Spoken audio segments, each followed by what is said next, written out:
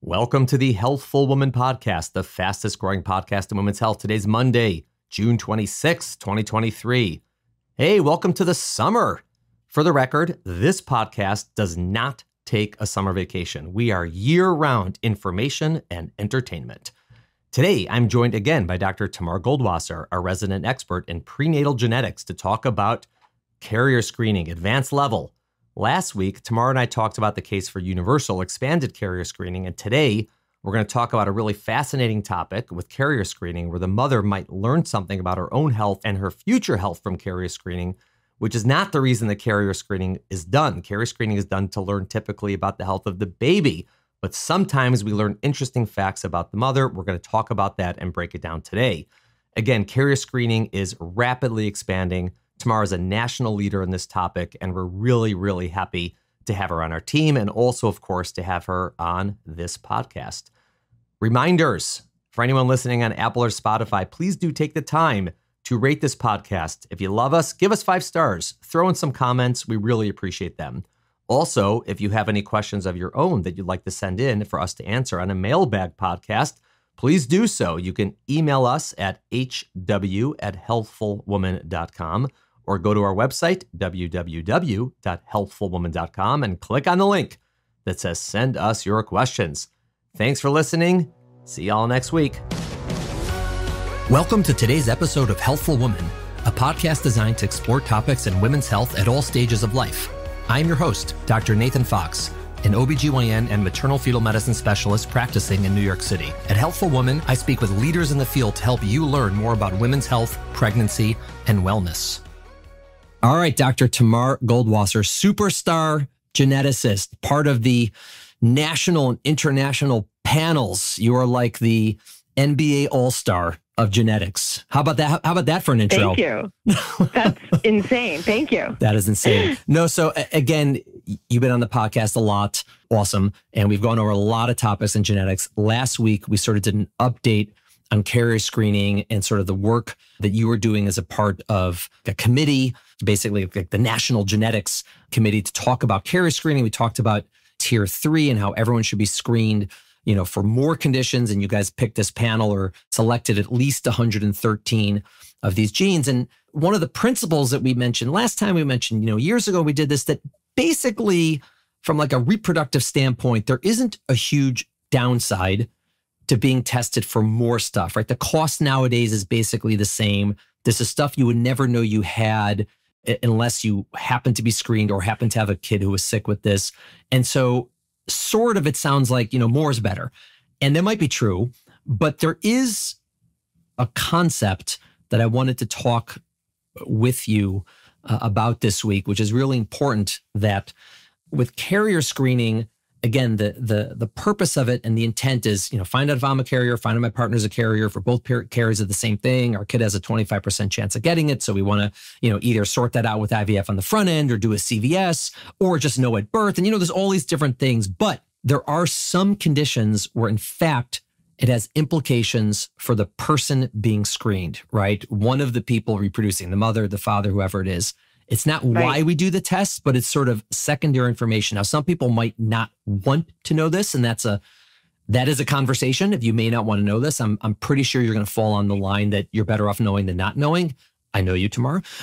Yeah.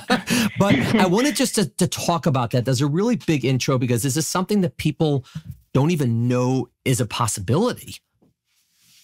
Yeah. I mean, whenever you do a genetic test nowadays, whether it's to screen to see if your baby might have a higher chance of having Down syndrome, or if you do an amniocentesis or NIPT, whenever you look at DNA, you can learn unexpected things about the person whose DNA is being looked at. So this idea of secondary findings is there in any genetic test that you do.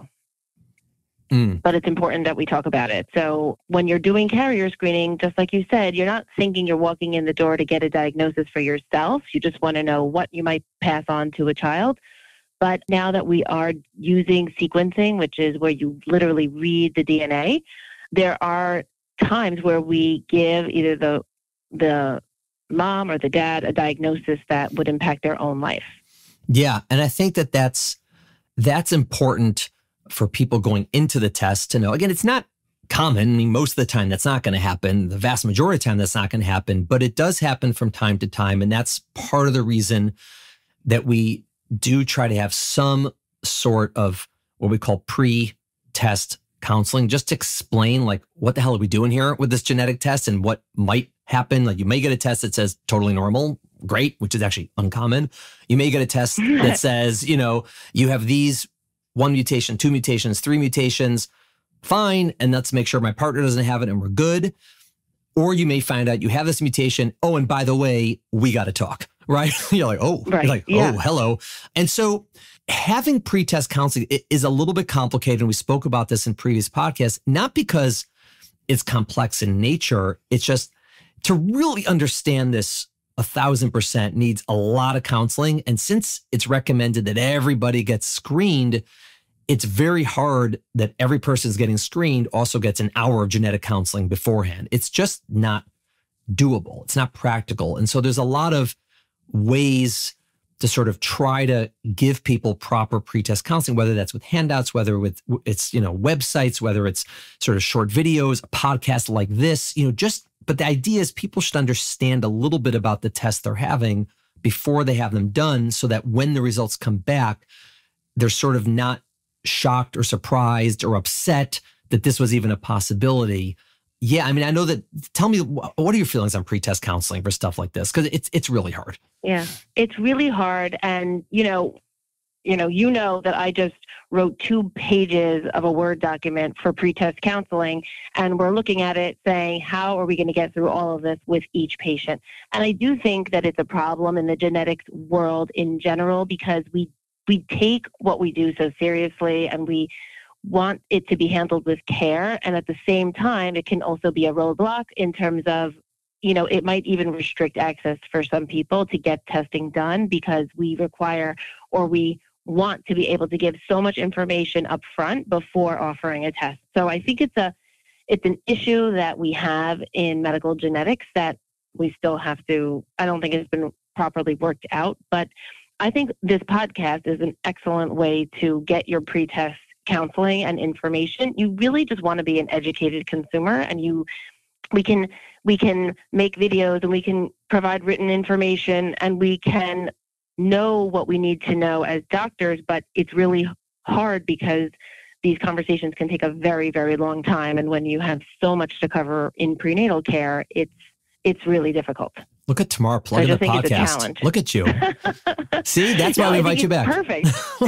Listen, I obviously agree. I think that, I tell people all the time, listen to the podcast. You'll get an hour on this. You're never going to get an hour of this with your OB-GYN. Never.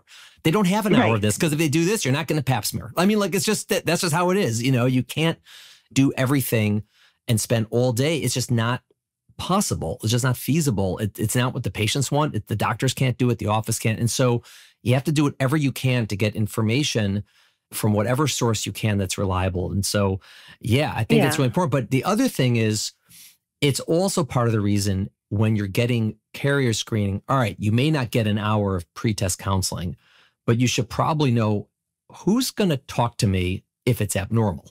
Right? Because then it's, okay, most people get either normal, like, we said that they'll get totally normal results, or results that are, all right, they're not like normal in that you may have a mutation, but they're not complicated. You're like, all right, you have a mutation, but we don't have to deal with it unless your partner has the same mutation. That doesn't take that long to sort of get through. But what if there's something really odd that comes up? And I think that's why I'm not a huge fan of, and I'm pretty sure you're not a huge fan of, people just sort of like going commercial and sending their stuff off to, place like 23andMe and say, hey, tell me everything you can about my genetics. Because what if you find out something crazy? Like, who are you going to turn to? That's really when it gets ugly, and there's no way to find information. Yeah.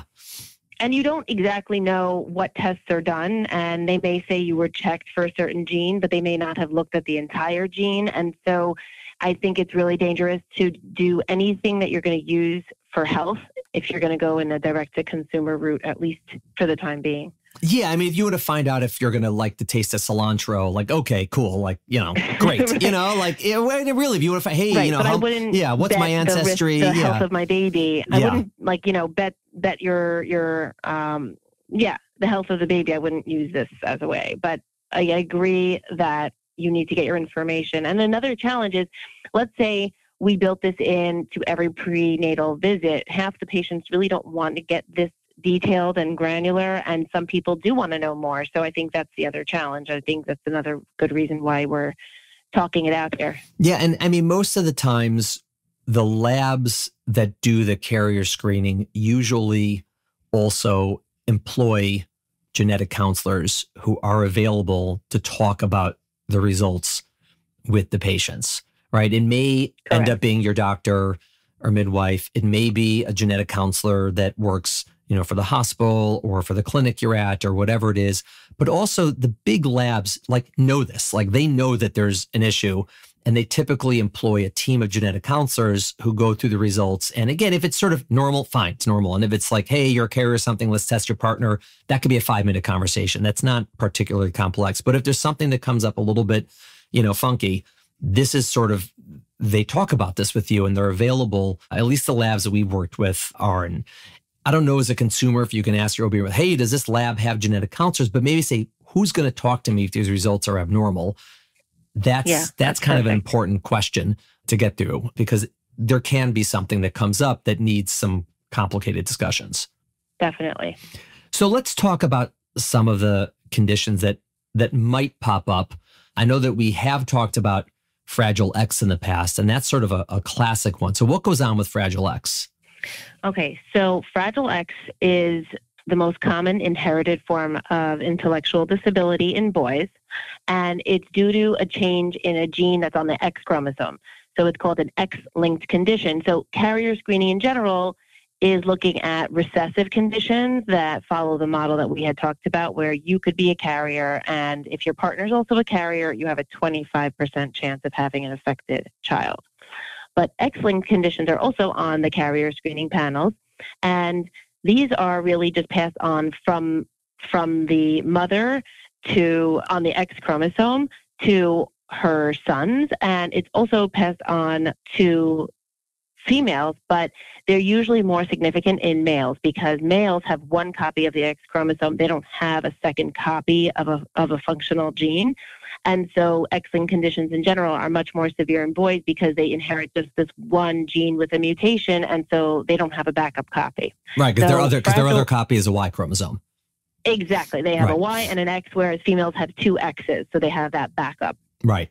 So Fragile X, what's interesting is it's recommended that you have carrier screening for Fragile X. And sometimes females who are completely healthy might find out that they're a carrier for Fragile X. They don't have the condition, but they're a carrier. And women who are carriers for Fragile X, depending on the results, could be at risk for early ovarian insufficiency, where basically it looks like you're going through menopause, but at a much younger age than the average population. So the average age of menopause in this country is 51, but patients who have this side effect or this manifestation of being a carrier might go through menopause in their 30s or, 40. So it's a big piece of news to learn about yourself if you're going through carrier screening. Let's say you just got engaged or you just got married and you're starting to build your family, you might learn you are at risk to have a child with Fragile X syndrome, and you also are at risk to not be able to get pregnant because your ovaries may sort of go through the menopause much, much sooner. So that's a big pill to swallow when you're getting those results. Yeah, but it is important because on the reproductive side, you're going to want to know, am I going to want to test this pregnancy, right? Or do IVF, or am I going to, whatever. And number two, you're like, hey, if I'm at risk for premature ovarian failure or early menopause, I either need to get started and have kids early or potentially do IVF early and, freeze eggs or freeze embryos or whatever it might be. But again, it's not something you can quote unquote do anything about to prevent the early menopause, but you can for sure do something about to potentially still have an opportunity to have whatever size family you want if you can plan ahead. And that's something that, again, it's not the reason we do the Fragile X screening, but it is a consequence of finding out you're a carrier. Yeah, and it's definitely useful. So if we find that someone is a carrier, depending on what type of carrier, it would have to be something called a premutation. we would refer them to in vitro fertilization center to do fertility preservation. So they would either try and harvest eggs and freeze them, or harvest eggs and fertilize them if you have a partner or sperm donor, so that you can have the option of having your family whenever it is you want to.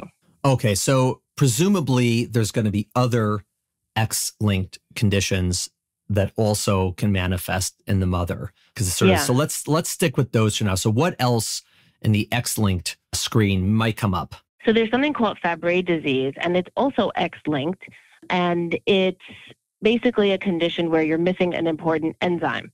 And males who have Fabry disease have end-stage renal disease. They end up having basically kidney failure. They need a kidney transplant.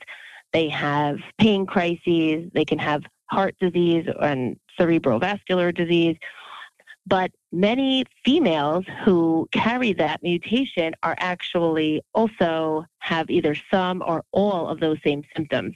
And so, I heard a lecture from someone who takes care of a lot of patients with Fabry. They say they've learned everything from females about Fabry disease, because most clinics who take care of Fabry are taking care of females.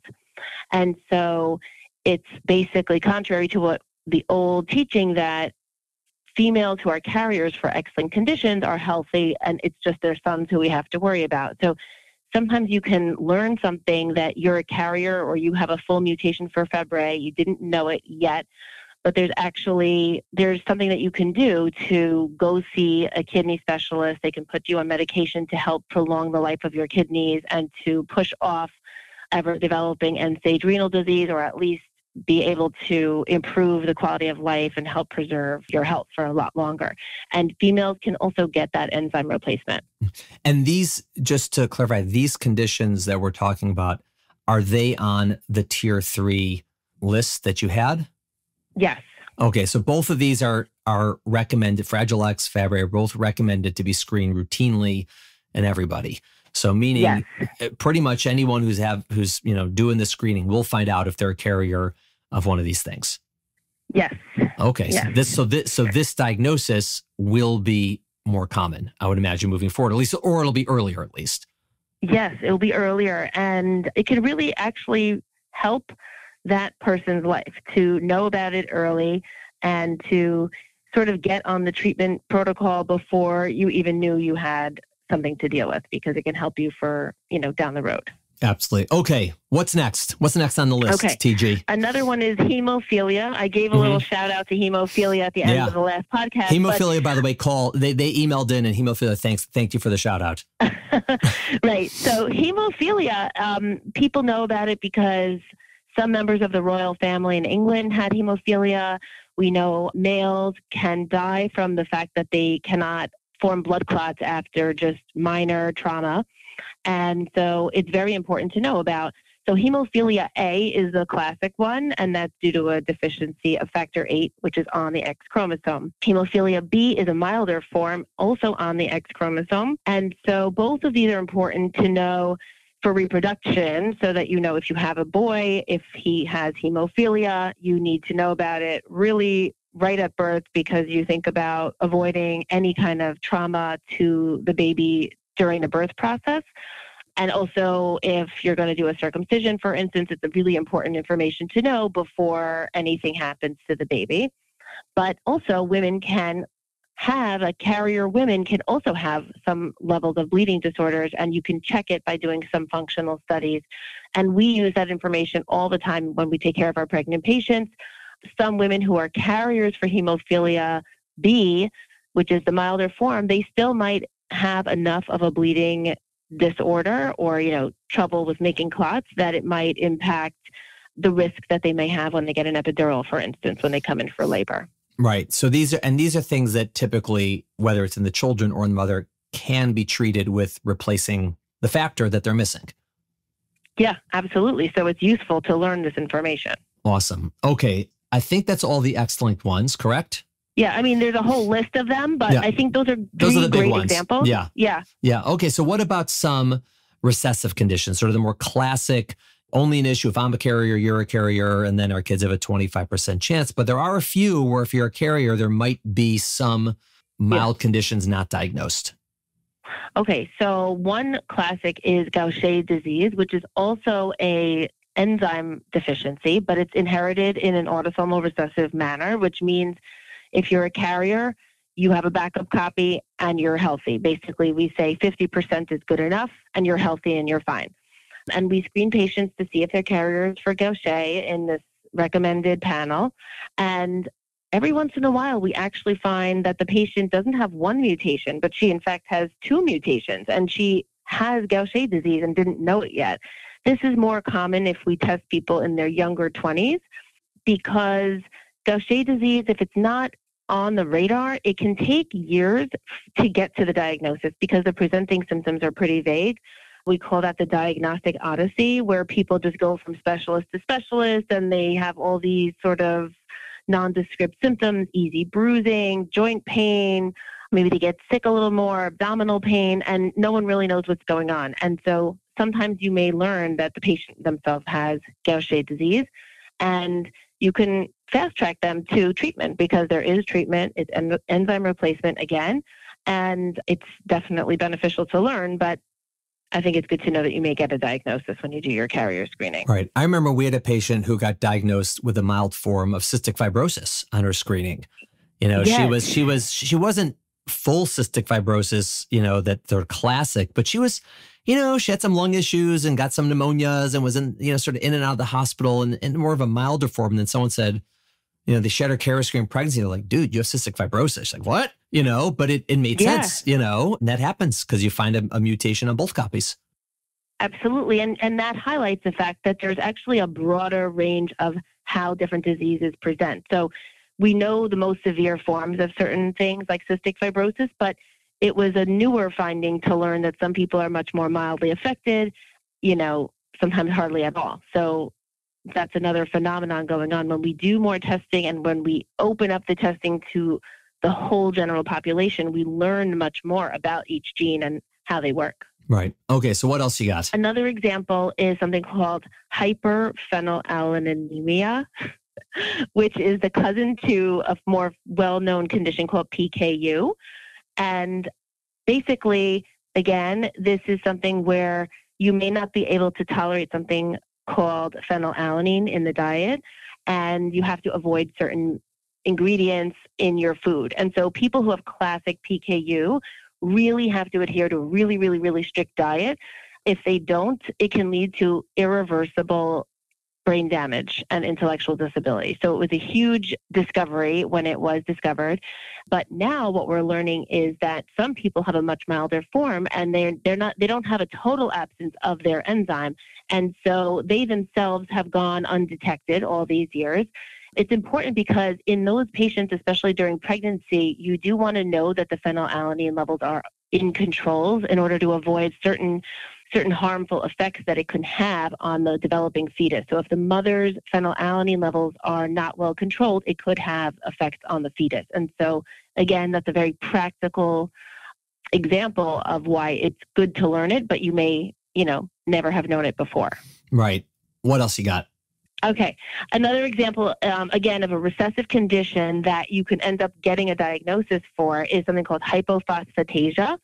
And again, this is the kind of condition where some people have a very severe form of their condition where they have a lot of breaks in their bones at early ages and you can lose your teeth. And there's an even very, very severe form that is so severe that it leads to miscarriage. But there are some people who have a really mild form of the condition. And we might say, wow, you don't have one mutation, you actually have two. So you're expected to show some symptoms. And then if you dig further, you might learn, oh, actually, I'm not wearing my own teeth. I've lost all of my teeth intact. They just fall out with the root. And I'm sitting here, a healthy appearing patient, but I'm wearing dentures. And that has happened. And again, it's useful to learn because there is treatment.